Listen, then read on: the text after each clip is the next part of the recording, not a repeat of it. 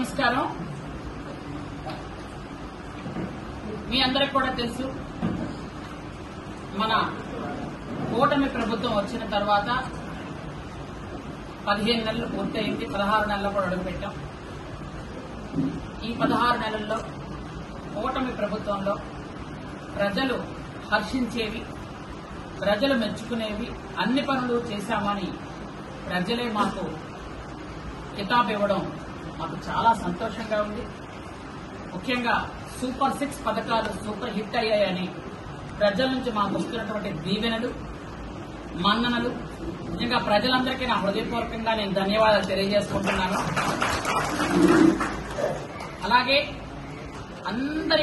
అన్నిటికంటే ముఖ్యమైనటువంటి విషయం నిన్న వైజాగ్ కి గూగుల్ రావడం అమోఘం, అద్భుతం, నా భూతో నా భవిష్యత్ అన్న రీతిలో గౌరవ ముఖ్యమంత్రి వర్యులు నారా చంద్రబాబు నాయుడు గారు ప్రోద్బలంతో గౌరవ విద్యా మరియు ఐటీ శాఖ మంత్రులు నారా లోకేష్ బాబు గారి అనిరుచరమైనటువంటి కృషితో ఎంతో కృషి చేసి తీసుకొచ్చినటువంటి గూగుల్ సంస్థ ఈరోజు భారతదేశంలోనే ఆంధ్రప్రదేశ్ గూగుల్ వచ్చిందట అని అందరూ విస్తుపోయి చూస్తున్నటువంటి సందర్భాలు. ముఖ్యంగా నా ఫ్రెండ్స్ చాలా మంది ఆస్ట్రేలియాలో ఉన్నారు. అందరూ ఫోన్లు చేసి అడుగుతున్నారు, ఏంటి ప్రపంచంలో అసలు గూగుల్ సంస్థ ఆంధ్రప్రదేశ్కి రావడం ఏంటి, ఎంత కృషి చేసి ఉంటారు అని లోకేష్ బాబు గారిని, చంద్రబాబు నాయుడు గారిని అందరూ పొగుడుతూ ఉండడం. ముఖ్యంగా గూగుల్ సంస్థ రావడం అనేది నిజంగా మన కల నిజమైనట్లు లెక్క. అందులో వైజాగ్ కి గూగుల్ సంస్థ రావడం మనస్ఫూర్తిగా గౌరవ ముఖ్యమంత్రి గారికి, లోకేష్ బాబు గారికి హృదయపూర్వకంగా ధన్యవాదాలు తెలియజేస్తున్నాను. ఈ గూగుల్ సంస్థ వచ్చింది, గూగుల్ సంస్థ వచ్చిందని ప్రతి పార్టీ నుంచి ప్రతి వాళ్ళు అందరూ కూడా మెచ్చుకుంటున్నారు. ఎక్సెప్ట్ మీకు తెలుసు కదా, లెవెన్ రెడ్డి బ్యాచ్ తప్ప అందరూ మెచ్చుకుంటున్నారు. అసలు ఎంత కష్టపడ్డారు, ఎంత శ్రమించారు, ఎంత కోఆర్డినేట్ చేశారు. ఇంత చేసి గూగుల్ సంస్థ తీసుకురావడం అనేది చిన్న విషయం కాదు. అలాంటి సంస్థ తీసుకొస్తే కనీసం మంచికైనా ప్రజల కోసమైనా ఒక అద్భుతమైనటువంటి సంస్థ వస్తుందని చెప్పలేక, అద్భుతమైన సంస్థ మనకు తెచ్చారు అని మెచ్చుకోలేక 15 నెలలుగా వాళ్ళకి ఏదైనా కామెంట్ చేద్దాము అని అంటే దొరకట్లేదు. పోనీ వాళ్ళు పెన్షన్లు ఇచ్చారు అంటే నెలకు 250 పెంచుకుంటూ, సంవత్సరానికి 250 పెంచుకుంటూ వెళ్లారు, పెన్షన్లు ఇవ్వలేకపోయారు. వాళ్ళకంటే మనం పెన్షన్లు ఎక్కువ మందికి ఇచ్చాం, ఎక్కువ ఇచ్చాం. తల్లికి వందనం వాళ్ళు ఒక్క పిల్లకే ఇస్తే మనం ఎంతమంది ఉంటే అంతమంది పిల్లలకి ఇచ్చాం, ఎక్కువ మందికి ఇచ్చాం, ఎక్కువ ఇచ్చాం అమౌంట్ కూడా. అలాగే రైతుల కోసం అన్నదాత సుఖీభావలో వాళ్ళు తక్కువ మందికి ఇచ్చారు, మనం ఎక్కువ మంది రైతులకు ఇచ్చాం, ఎక్కువ అమౌంట్ ఇస్తున్నాం. అలాగే ఉద్యోగాలు, వాలంటీర్ ఉద్యోగాలు తప్ప ఏ ఉద్యోగం ఇవ్వన గత 5 సంవత్సరాల్లో మనం 16,500 టీచర్ పోస్టులు ఇచ్చాం, 6,000 కానిస్టేబుల్ పోస్టులు ఇచ్చాం. అలాగే ఇంకా చాలా ఉద్యోగాలు ఇచ్చాం. ముఖ్యంగా సాఫ్ట్వేర్ సంస్థలో 3 లక్షల ఉద్యోగాలు వచ్చాయని గర్వంగా చెప్పుకునే స్థాయిలో ఈరోజు మనం ఉన్నాం. 1 కాదు 2 కాదు, సూపర్ 6 సూపర్ హిట్ అయ్యాయి. మీరు గ్యాస్ సిలిండర్లు రేట్లు పెంచుకుంటూ పోతే ఈరోజు మేము 3 గ్యాస్ సిలిండర్లు ఫ్రీగా ఎక్కువ మందికి ఇచ్చాం, ఎక్కువ ఇచ్చాం. అలాగే ఈరోజు కరెంటు బిల్లులు కూడా చూడండి, రేట్లు తగ్గుతున్నాయి. నిత్యావసర వస్తువుల రేట్లు కూడా తగ్గుతున్నాయి జీఎస్టీ తగ్గడం వల్ల. ఇది ప్రజలందరూ గమనించారు. మీ కాలంలో రేట్లు పెంచుకుంటూ వెళ్తే మా కాలంలో రేట్లు తగ్గుతున్నాయి కాబట్టి అది కూడా ప్రజలందరూ కూడా మిమ్మల్ని ఆశీర్వదిస్తున్నారు. ఇలా అన్ని చెప్పుకుంటూ పోతే దేనిలో మీరు మాట్లాడడానికి అవకాశం లేకుండా పోయింది. లాస్ట్ కి మీ నీచ రాజకీయం ఎక్కడికి వచ్చింది అంటే, చిన్న పిల్లలు, గిరిజన పిల్లలు హాస్పిటల్లో జాయిన్ అయితే వాళ్ళ మీద మీకు గతి లేక రాజకీయం చేస్తున్నారు.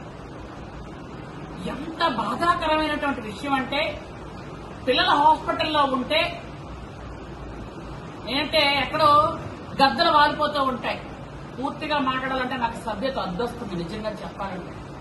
అలా గద్దల్లాగా వాలిపోయి ఏ పిల్లలకి ఎక్కడ బాగులేకపోతే అర్జెంట్ వెళ్ళిపోతాం. మీరు అధికారం ఉన్నప్పుడు ఎప్పుడు వెళ్ళలేదు. మీరు గత 5 సంవత్సరాలు అధికారంలో ఉన్నప్పుడు 118 మంది పిల్లలు కరోనా కాకుండా చెప్తున్నాను నేను. 118 మంది పిల్లలు అనారోగ్యంతో వివిధ కారణాల వల్ల చనిపోతే ఒక్కరిని పలకరించడానికి వెళ్ళలేదు. ఒక్కరికి ఒక పైసా డబ్బులు ఇవ్వలేదు. కనీసం కన్నెత్తి చూడలేదు, కన్నెత్తి మాట్లాడలేదు. వాళ్ళందరూ ఈ రోజు నీతి కబుర్లు, నీతి వాక్యాలు శుద్ధ పూసల్లా చెప్పుకుంటూ తిరుగుతున్నారే. నిజంగా మీకు మానవత్వం ఉందా? ఈ రోజు ఎవరికైనా ఒంట్లో బాగులేదు అని అంటే మేం వెంటనే నీలాగా వాళ్ళ కాలానికి కర్మానికి వదిలేలే హాస్పిటల్లో తీసుకెళ్లి జాయిన్ చేస్తున్నాం. మీరు అలాగే ఏదో మాట్లాడుతున్నారే ఏఎన్ఎంలు ఎక్కడున్నారు అని. మీరు కళ్ళెత్తి చూడండి. ఏఎన్ఎంలు వేసి చాలా రోజులు అయ్యింది. ఈ రోజు 199 గురుకులాల్లో ఏఎన్ఎంలు 24 గంటలు ఉంటున్నారు. ఆశ్రమ స్కూల్స్ లో వారానికి 2 సార్లు ఏఎన్ఎంలు వెళ్లి చూస్తూ ఎక్కడైనా అక్కడ నిజంగా ఒకవేళ జ్వరాలుంటే ఆ రోజు ఉండిపోతున్నారు ఏఎన్ఎంలు అక్కడ. అలాగే డాక్టర్స్ కూడా పూర్తిగా వారానికో 10 రోజులకో హాస్టల్స్ వెళ్లి చెక్ చేస్తున్నారు. అలా డాక్టర్లు చెక్ చేయడానికి వెళ్తేనే పిల్లలకు ఒంట్లో బాగలేదని తెలుస్తుంది, తీసుకొచ్చి హాస్పిటల్లో జాయిన్ చేస్తున్నారు. మీరు ఒక్కరోజు హాస్పిటల్కి డాక్టర్ని పంపించారా? ఒక ఏఎన్ఎం అయినా పంపించారా? ఎవరికైనా ఒంట్లో బాగలేదంటే చూసారా? ఎవరైనా చనిపోతే పలకరించారా? కరోనా టైంలో అంత దారుణాలు జరుగుతుంటే అది ప్రభుత్వ వైఫల్యం నేను ఎప్పుడైనా అన్నామా మేము? కరోనా వచ్చింది, చాలా మంది చనిపోయారు. మీ మహానుభావుడు ఆ రోజు సీఎంగా ఉన్నప్పుడే కదా. ఈ రోజు పిల్లలకి ఎవరికైనా జ్వరం వస్తే అది ప్రభుత్వ వైఫల్యం అంటారు. మీకు మనసు ఎలాగొచ్చింది? అసలు ఆ నోట్తో ఎలా మాట్లాడుతున్నారు అంటే నాకు ఒక మాట అయితే గుర్తొస్తుంది ఈ విషయం. ఇందులో మాత్రం అన్న పవన్ కళ్యాణ్ అనే సినిమా అవుతుంది. అది నేను ఈ మధ్య రీసెంట్ గా చూశాను. అందులో ఒక డైలాగ్ ఉంటుంది, తిట్టండి కొట్టండి ఏమనండి కానీ మేమున్నామని గుర్తించండి అని ఒక మాట మాట్లాడతారు. అత్తారింటికి దారే సినిమా.